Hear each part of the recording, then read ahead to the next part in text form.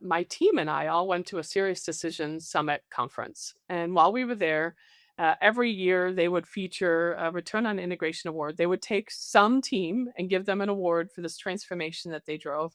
And my team said, someday I want to be on that stage presenting our story for the great work that we've done. Like, okay, that sounds like a deal. So we put a little, like a thing on the calendar that said 3 years from now, we will make sure we're on that stage accepting that award and giving a keynote presentation. We did it. We got to bring up the whole team onto the stage to accept their award. And there were about 4,500 CMOs in that audience. And so it was a moment. And what was really cool was that the CEO was quoted as saying, we knew that we had to transform, like change how we were perceived in the market in order to scale from 750 million to a billion. And marketing was the one that led the way with their transformation.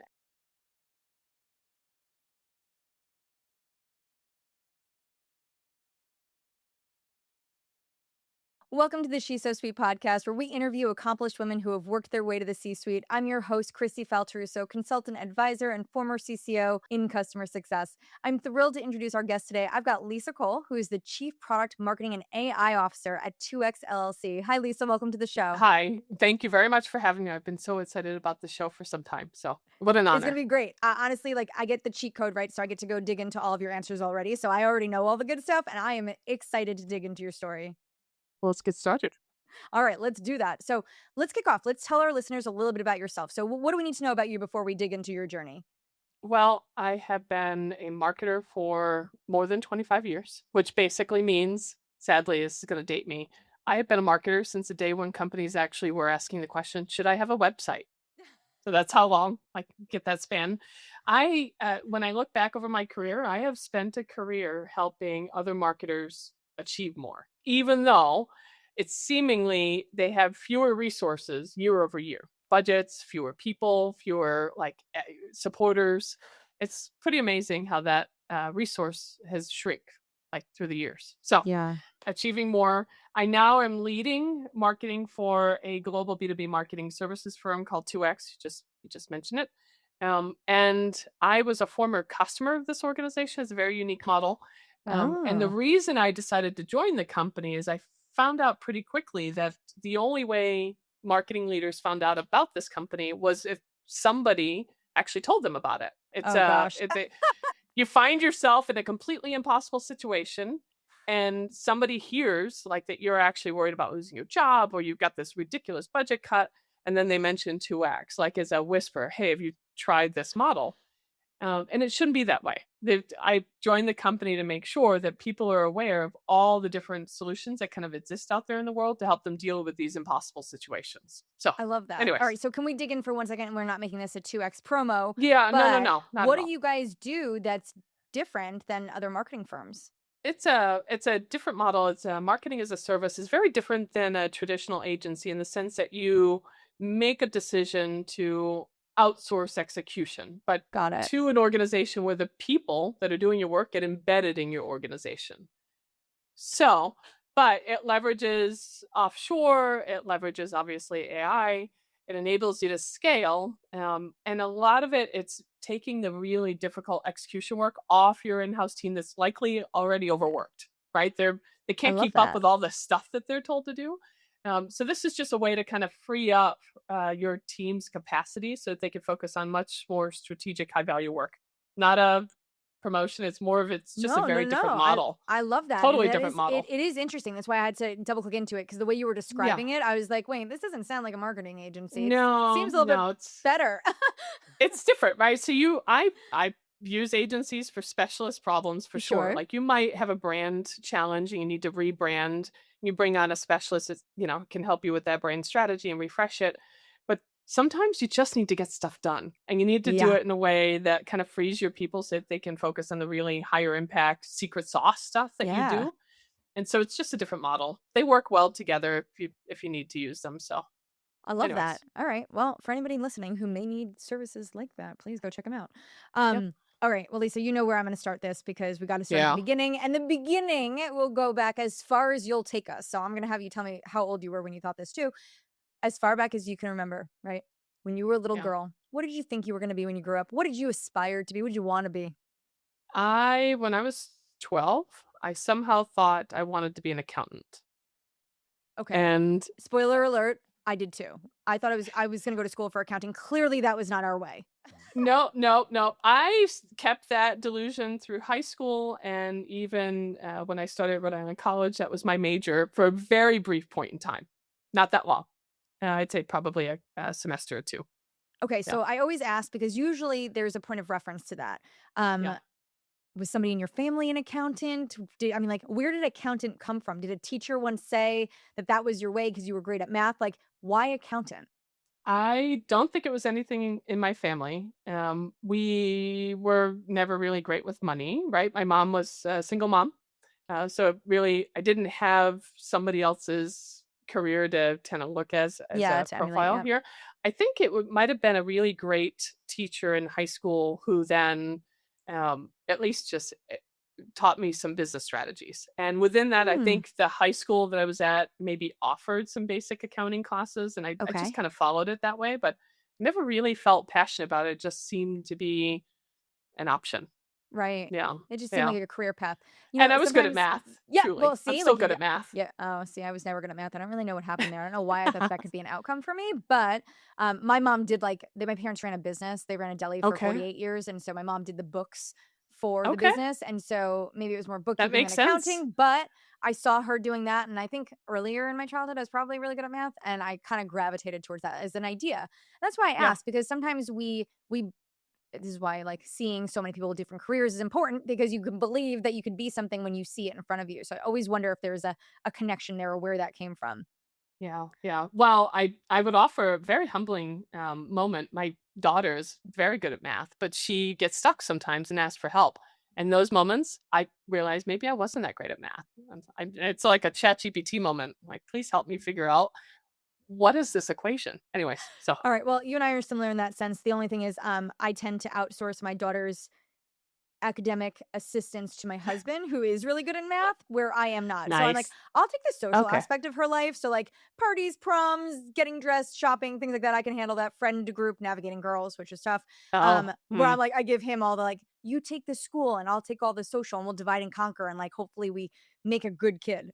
sounds like a good parent. So, yeah, yeah, All right. Well, so Lisa, you got to tell me now, 12 years old, it was accountant.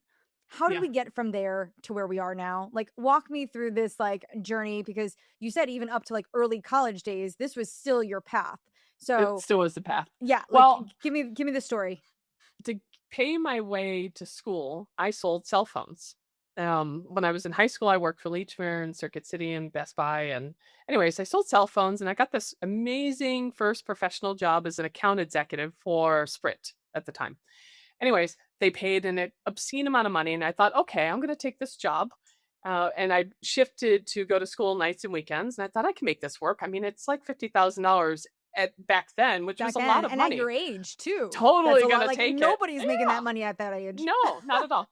So I took the job and I very quickly, within 2 weeks, I realized I was in over my head. I had the world's worst manager. Ooh. And the thing that really stood out for me is my sales manager hated marketing. Like legit hated marketing. And marketing really all they were the doers of things that made them look, made things look pretty. They did all the branding, the brochures, it was so crazy to me. So I reached out to marketing because I didn't know what I was doing, and I thought maybe they could help me build a target list. Maybe they could give me messaging. Like I have Yeah, no idea how to something. do You're like, this I don't know what job. I'm doing. I was selling cell phones retail, and now I'm selling it to like businesses. Like where do I even start? Yeah, My that's sales hard. manager is useless. But in this process, I end up talking to both of them, and they like hated each other. The functions hated each other, and I couldn't figure out. I'm like, why is it that marketing themselves have relegated themselves to being like order taking, make things look pretty, when they really should have an understand the market, how the market buys, Yep. what they have to sell, the right messaging. They should be able to help me figure out who my target accounts should be. Like, why is this? Why are they doing something that's just so task based? And on top of that, why do they hate each other? And then I somehow kept that job more than a year. I think it's because I managed to land one deal and that deal bought me enough time to kind of figure things out. Anyways, and I started talking to other people and I found out it's like that at every company. back then it was like marketing and sales blamed each other. And I thought, that's it. That's going to be the thing. I'm going to solve that. I'm going to help marketers figure out how not to be the order takers for the rest of the org and that they can be something more than make things look pretty. So I very quickly shifted my focus to a marketing major.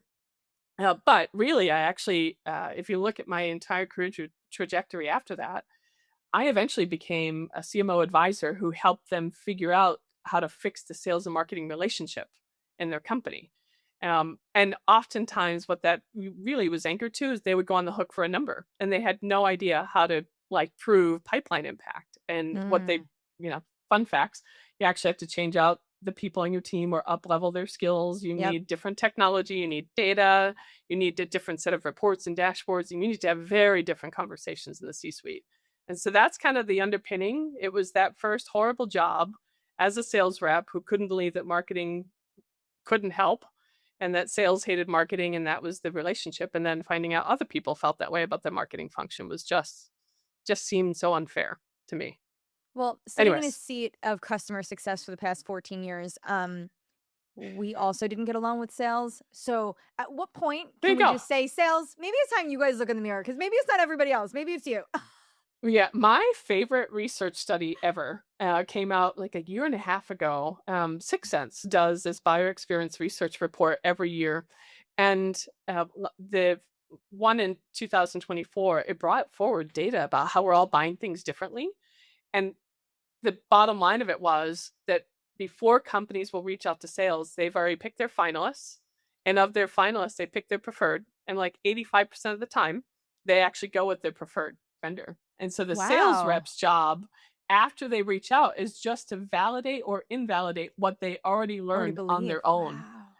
So, like, So oh, marketing actually has this more influence in the deal than exactly, sales does. So you're over here thinking exactly. that you're closing all these deals. In fact, I close the deal. I just let you attach your name to it. Yeah, yeah, it's definitely it's interesting, and it wasn't the only study. There were like 3 others the same year that Wow. all said the same thing that, "Hey, look, yes, sales reps used to be the sole source of information at one point. They were brought in really early to help kind of shape and define a solution, but now there are just so many ways, right? Social media, Yeah. search, ChatGPT, I was just going to say communities. AI now is big in that too. Yeah. All the communities that we participate in, I'd Yep. rather talk to my peers and get their advice than try to believe what a brand is putting on their website or a Absolutely. sales rep who's clearly biased, right? This is what's Right. happening. So we're at that moment now where marketing, if they lean into the moment, they should be able to become the market makers of the growth drivers for the company. Because it all signs point to that's what the customer actually expects. So, anyways, Love that. Okay. After we get off this recording, Lisa, I'm going to ask you to point me in the direction of those studies. I'd like to yeah, go I'll read them. send you that.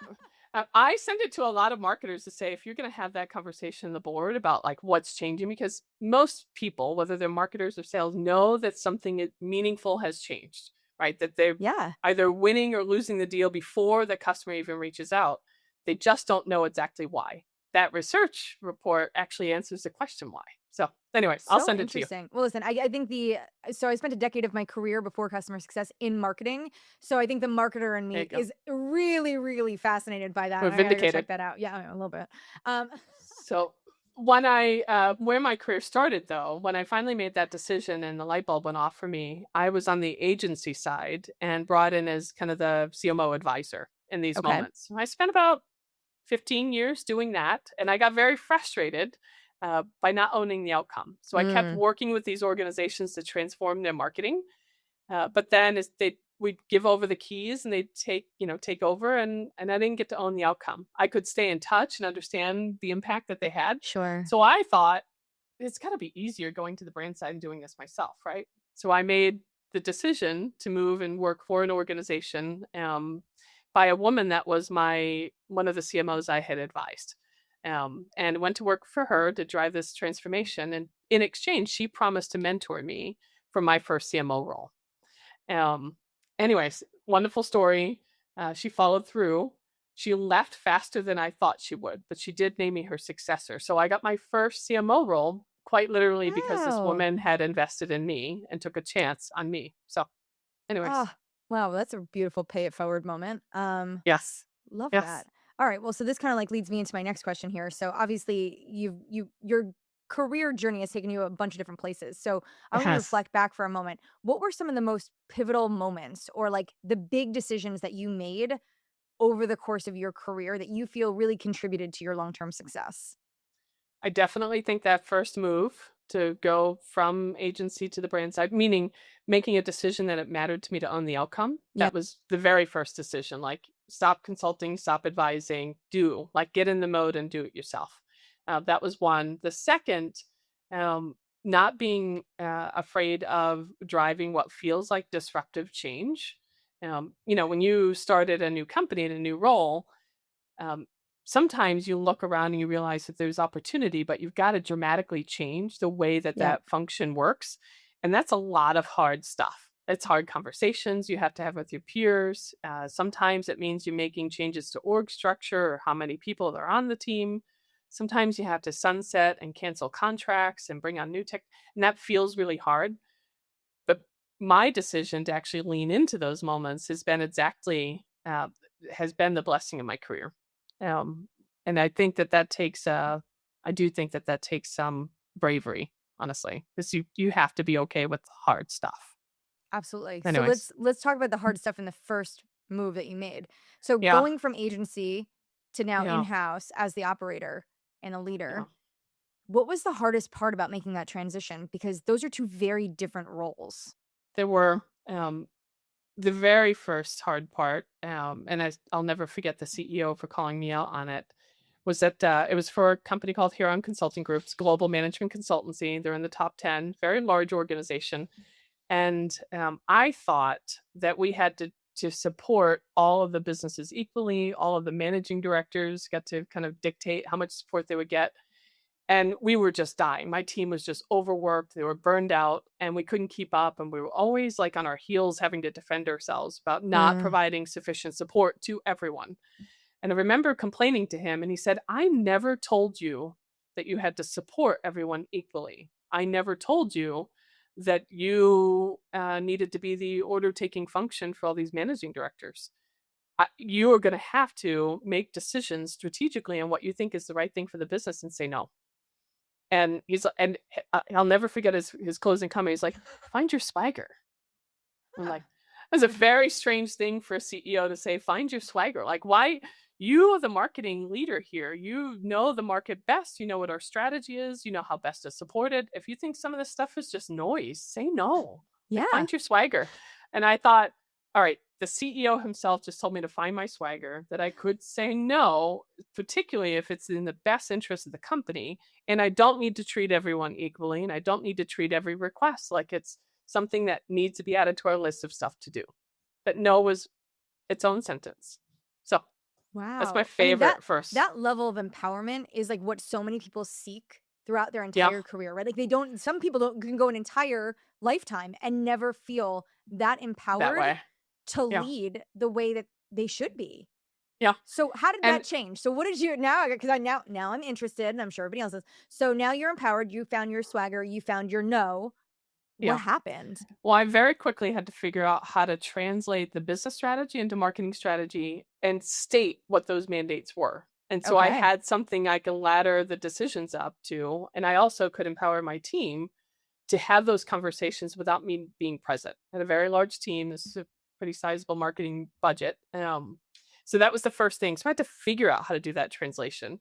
And fun facts, there aren't always clear business strategies outlined to then translate into a clear marketing strategy and mandate. So Right. that's the very first thing is you have to be able to understand and then be the translator. And if you don't have something to translate, you have to get pretty good at connecting some dots. So becoming that dot connector was super helpful. The other piece is that you literally can't do it all yourself. You've got to get really good about delegating. And in that situation, being able to provide almost like a guiding compass, like operating principles for the team, and then letting go and just letting them actually go and have those conversations with leaders. That was critical. That was critical. Yeah. So would you agree with this statement?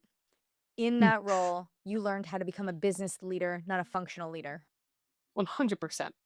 And that 100%. I feel Which like is I a big, hard thing for a lot of people, right? When you're a functional Yeah, leader, it's easy because you see what's in front of you, you understand your function, and you're defending it, right? Especially if you've got big teams. It's like you want to protect your people, protect the work that you do. But it's another right. thing to be able to say, I'm a business leader first. And my primary objective is to serve the best interest of the business and our business 100%. objectives and understand how my functional team supports that.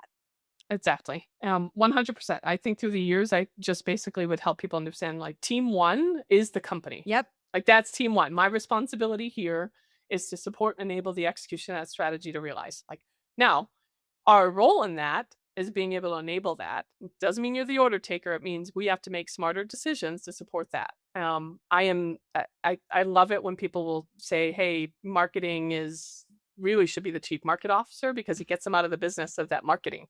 Like, marketing's the only one that gets tactically, relegated to being the doers of things for the company.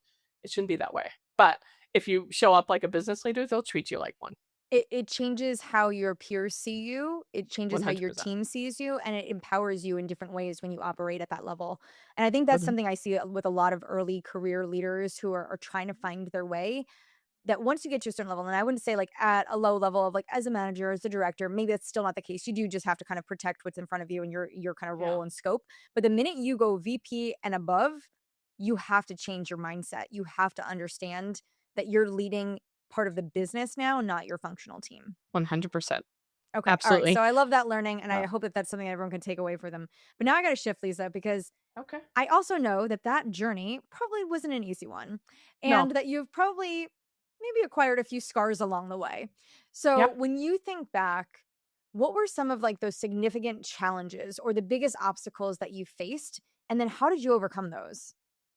Well, moments after I was told that I was promoted, the very first conversation with the CEO was that he had told me that the organization I inherited was bloated and that the too much of the budget was locked up in contractual commitments, people, technology, events, and right away he demanded that I eliminate 8 positions within the organization, which at the Wow. time was about 10% of the team. Now, keep in mind these were my peers, right? So before I got promoted, Right. now I'm in this position, and any personnel decisions are always really hard. Yep. They're harder if you've been those of your peers and you find yourself in this position. But one of the things that when I looked around is I had to really think, be thoughtful about this. I couldn't undermine the team's ability to support the overarching business strategy. I had also inherited a, a broken model, meaning that you quite literally couldn't eliminate 8 positions from this large organization without breaking how things got done. And that's one of the big lessons was sometimes you inherit a really broken operating model, meaning if you were to remove one person, you'd have all these single points of failure and you wouldn't be able to actually execute all the things you're on the hook for. And so very quickly, a big part of that was, okay, how should this work? How should we go about getting marketing done on a day-to-day basis? Where are all the kind of intersections? Like, how does this get done? And then where should we, have this in-house? What should be outsourced? However you want to outsource it. What should be automated? Automation was still a thing back then too. But that operating model meant more than the org chart. Yep. And a lot of people don't realize that they inherit a broken operating model. So even if they get approval for more headcount, they're still broken. So we've Yeah. got to look at that. Um, and that's what took me a little bit longer to figure out.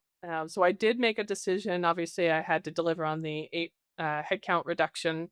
But the very first thing we did was, okay, well, without these team members, how do we need to change now? And some of what came through that had more to do with SLAs with our peers and other functional groups. It had more to do with putting clear decision models in place so that there was no overlap. It's a lot of things like that. It's just hard. Changing the way things got done was harder than I expected. Man, was that the first time that you had to go through a riff of, like, former peers and what seemingly becomes also your friends? Let's not forget that, like, you It build was. relationships with people. Yeah, it was. I had been involved in a situation where I've had to let someone go before that. But they were always for cause. It was people doing dumb things, right? Like you just Which is just like a lot don't easier to justify. It's that's like, "Come on, guys." easier. But in this situation, these were people that were very talented and hardworking. And it had more to do with right sizing the budget so it was more flexible to enable the business to pivot as they needed to. It wasn't personal to the individuals. And those were the hardest. I think those are the hardest conversations because they contribute. You know that they're valuable for the organization and you know it has nothing to do with them. Yep. But in many cases, it's because the organization needs more flexibility in their operating expenses. And that was the first time for sure. Yeah. Wow. Okay, so now I'm going to offer a moment of advice to folks who are listening because this is Yeah. important. And I just want to, like, before we go to our next question, I want to dig in here for a second. There's a lot of companies that are going through rifts right now, Yeah. right? What piece of advice would you offer to a leader who's doing this and having to go through this for the first time in terms of how to manage through it, their internal struggles, and like how do you manage through that emotionally, mentally, and then deliver that to people that could be friends. These are, to your point, probably very talented professionals, and you're trying to Yeah. leverage the it's not personal as business, but let's not kid ourselves. Business is Yeah. personal for so many of us, right? It's our It is. livelihood. Mhm. And so what advice could you offer? I think the first and most important piece of advice is treat the people, your people, like you would want to be treated, right? So be as transparent as you can. Go out of your way to support and enable them. If you're dealing with a reduction in force where it's really not about performance, it just happens to be the business dynamic, and you need to drive through that. Make sure that they know that. Yeah. Offer to be a reference for them. Offer to make connections for them. Go out of your way to treat them the way you would hope others would treat you in a very similar situation. It's okay to be human, right? There is such a thing as the grief. There is such a thing Yep. as being the survivor in equations like reductions in force for you. You and other team members are going to be those that left behind. And also, aside from just being transparent and caring for the person that's impacted, caring for yourself it's a hard conversation. Yeah. Like give yourself enough space before and after to breathe. But also, one of the things that has helped me is recognizing sometimes those decisions happen because the organization may or may not exist in a few years if you don't make smarter investment decisions. Yeah. So, for example, not Insight Partners, Innosight is a strategy and consulting firm, and they study what percentage of the S&P 500 ceases to exist. So, like, how many years do they sit on the S&P 500 before the Oh. brand no longer exists? About 2 decades ago, that was about 60 years. Now it's less than 17 years, and it gets shorter, shorter. So sometimes you find yourself in a situation where there's a business transformation, a significant reduction in force. That's likely to make sure that the company and the brand exists 10, 15, 20 years from now. And it doesn't make it easier, but you are making a decision to Yeah. support those that will still be there 10 years from now. Yeah. So there are, it's hard both ways. Um, yeah, yeah, No, that's helpful perspective. I know that there's a lot of folks. In fact, I was coaching someone this morning who is going through that at a smaller scale than what you've described, but it doesn't make it any easier, right? And so, I love the human connection to that, especially in a world of AI where everything feels less human these days. Lean in as a yeah, human. It's probably the best piece of advice there. yeah. Okay. Well, listen, our careers aren't full of doom and gloom. I'm sure you've had some No, success no, along the way. So this is I what I want have. to spend the next couple minutes talking about is, especially as women, I don't feel like we spend enough time celebrating those successes, right? We're always on to the next thing. It's like, great, done, Right. accomplished, next. And I want to be the forcing function here on a conversation where you take a minute to think back on your career and let's celebrate what are some of the proudest moments or the biggest or best accomplishments in your career that we can talk about today.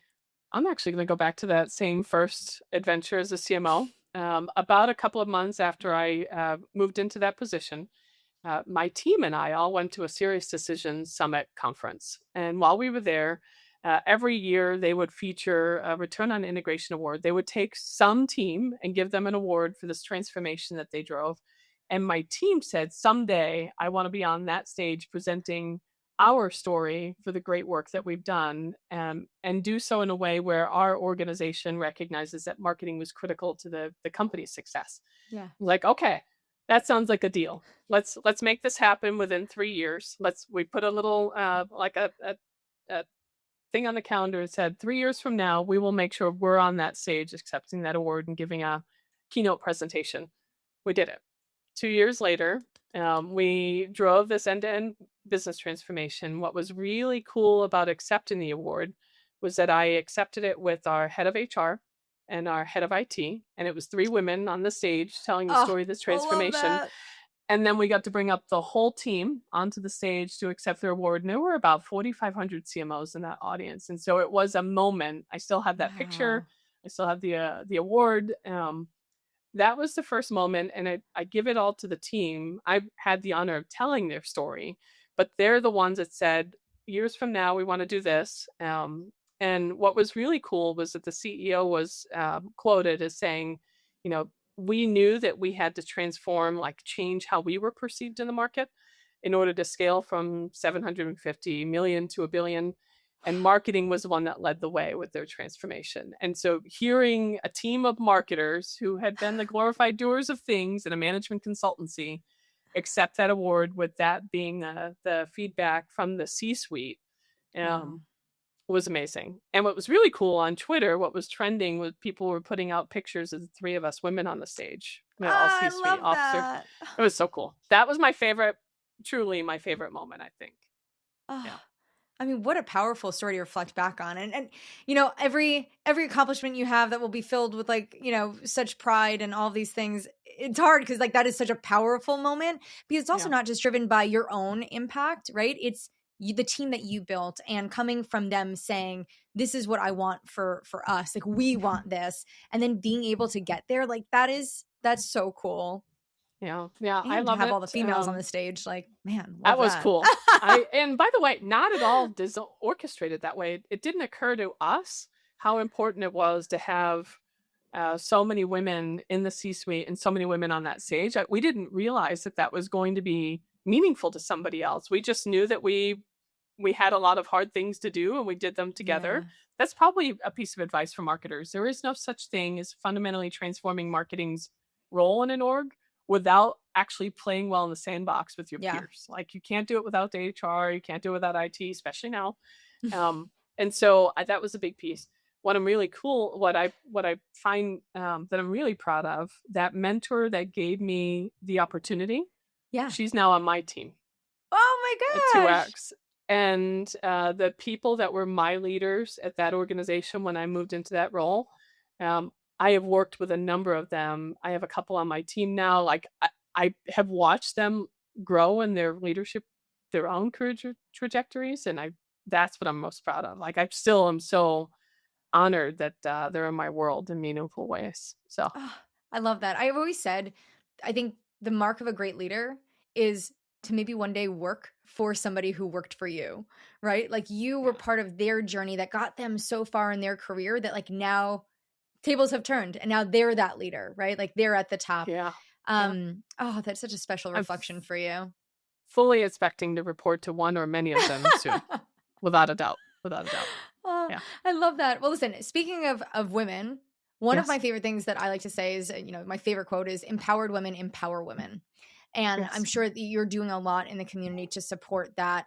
So, what are some of the things, if you could share with us, like, how do you think about one, that, right, empowering other women? And then what are some of the things that you do or some of the ways that you go and live that in your day to day? First thing is, I will never forget Debbie and her when she moved on to a different opportunity, her pulling me forward and pulling me up. And as she was leaving Huron, I remember her saying, "Look, you know, there are going to be these doors that get open for you. Never, ever, ever forget to turn around and pull at least one other female through the door with you." Oh, And that's good. I have honored that as I've kind of advanced along my career. Now I'm in my fourth CMO role. I have always been committed to doing that. And it is just in honor of her. That's one. As it relates to most recently, I was at Empowered CXO's event last year. I think Sloan, actually, Sydney Sloan spoke at it. And there was a woman there that she gave her story, Sarah Hodgkins, and she said she shared a story about a woman that had given her her first leadership opportunity. And she was almost in tears when she was talking about how uh, really just how grateful she was for that opportunity. She closed with this line, and it sticks with me. She's like, "Find your Sarah." And so I recently wrote a book. I'm about to release a book next month called The Limitless CMO. But I convinced my company to make sure that we buy enough copies to do basically two parts. when somebody gets hired into as a first-time CMO, we're gonna send them the book free, no Love no that. charge. But we are asking them to identify, at least 2, of what they think is the next generation CMO. So nominate Oh, 2 I love marketers that you that. think could benefit from some real life advice on how to navigate some of these situations you find yourself in as a CMO.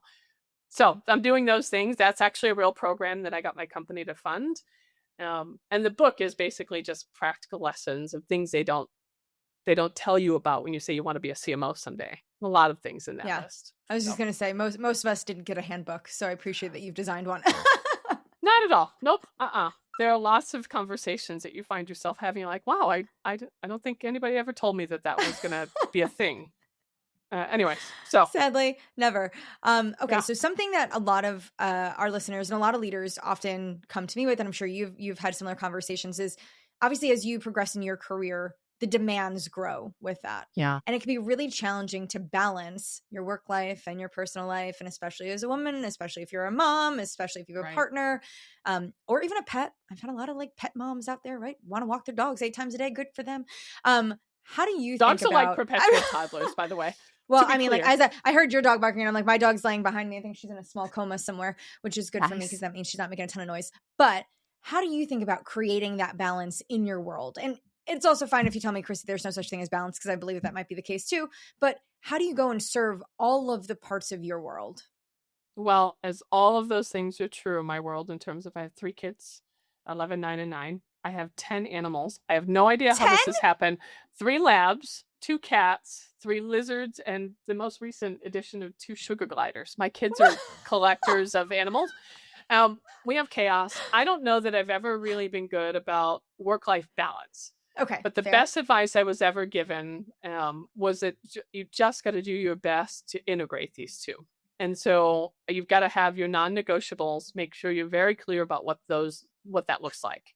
For me, it's when do I really need to be present? And being able to, almost similar to that first CEO that said, find your swagger, you almost have to lean in and say, these are the things that are non negotiable to me. My children are non negotiable to me. Mm-hmm. My health at this point, I've lost 82 pounds over the last three Whoa. years. And what I figured out was I needed to be very intentional about sleep, Yep. not stressing about email before I've even gotten in the shower.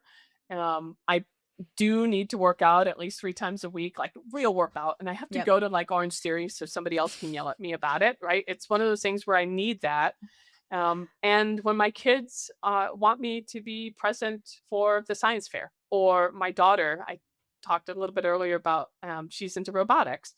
If she's got a weekend like championship robotics thing that's on the other side of the state, I'm the one that goes with it. Like I want to be Yeah. present for that. Now, on the flip side, my family also knows that my role pays for a lot of conveniences. It pays for the wonderful Yes. house we live in. It's the reason my son can be simultaneously in baseball, football, and now apparently lacrosse. They understand that, and they understand that I travel. So when I travel, I don't get balance at all. So when I'm Yep. on the road, I work nonstop, and then when I Yep. get home, I don't work after 9 on weekdays, but I don't work on the weekends. Like I have put that in place. If I do something on the weekends, it's my own learning and development. So I have like tinkering with AI on I weekends. love that. But that's just I figured it out over time. The job I'm in now, prior to the last company I was with, didn't have any boundaries. I was with a Mm. company that was based in Israel. The schedule, they work Sunday to Thursday, which Yes. basically means all bets off before you open your eyes on Sunday. Like everything is everywhere. Yep. I was a ball of stress. I didn't make any commitment to fitness. I now know I have to have boundaries. So you just pick them. Yeah, I love And that. I think sometimes you have to decide who you work for. Mhm. And through that, you interview them as much as they interview you. Absolutely. So, I love that. yeah. All right, Lisa. Well, listen, I think it's a beautiful place for us to leave. Is so if you had to offer any piece of advice to our listeners right now, what would you leave them with? I thought we might get away without talking about AI for an entire podcast. But I I don't do know think how. if you're in the go to market function now, whether that's marketing, sales, or customer success, regardless of the level that you're at in the organization, do not outsource AI to someone else to figure out. Like you've got to actually you yourself have to understand it and be a user of it. Don't let somebody else architect what your future looks like, because the next 18, 24, 36 months, all of our realities will look wildly different. Yep. Lean in now. Don't if you're a CMO and you think that your team has got it, you are in trouble if you don't actually have a solid command of it yourself. So, Lisa, I think that is beautiful advice to leave us off with. It's very interesting that you said that, because I think that we're going to live that reality even a lot sooner. There are yeah. folks that are hiring leaders right now, and AI is very much a requirement that they have Yeah. some ability to talk about impact they drove or innovation that they're creating Yeah. themselves, not their teams. So I Yeah. think that is really sound advice, and I don't believe that there will ever be a conversation I'll have that doesn't involve AI. So I'm not surprised that that's where it went. But that said, Lisa, thank you so much for your time today and for sharing your story with our listeners. It was really great to spend some time with you and to hear kind of where your journey took you. Yeah. Well, we'll have to talk someday about the accounting thing we had in my, common. my accounting journey Um, lasted literally probably 3 classes my freshman year of college before I transferred to communications, which then led to marketing. So, and a daughter in STEM, so we'll and a have to daughter in stay STEM. connected. Yes, yes, yes. I love I'll that. look forward to it, and I will, as she gets older, I'll make sure she watches these episodes too. Oh, Thanks so I much for the love that. opportunity. Oh, Lisa, this was wonderful. And to our listeners, if you've enjoyed this episode, please rate, follow us on Spotify, Apple Podcasts, subscribe on YouTube, connect with us on LinkedIn. And until next time, we'll see you soon. Hi, guys. I want to share a bit about an organization that I support called Wednesday Women. They're on a mission to increase the visibility of executive women leaders that you should know, learn from, and be inspired by. On LinkedIn, they share the profile of 2 amazing women each week, on Wednesdays, of course. And now just imagine if we all followed, amplified, and nominated the women that we want to see more of. Their initiative provides examples of women CEOs, founders, sales executives, technical leaders, and so many more. By supporting Wednesday Women, you'll see more of these professionals in your social feeds, of course, but also on stages, podcasts, and panels. If you're interested in learning more and supporting their initiative, head over to www.wednesdaywomen.org or follow them on LinkedIn.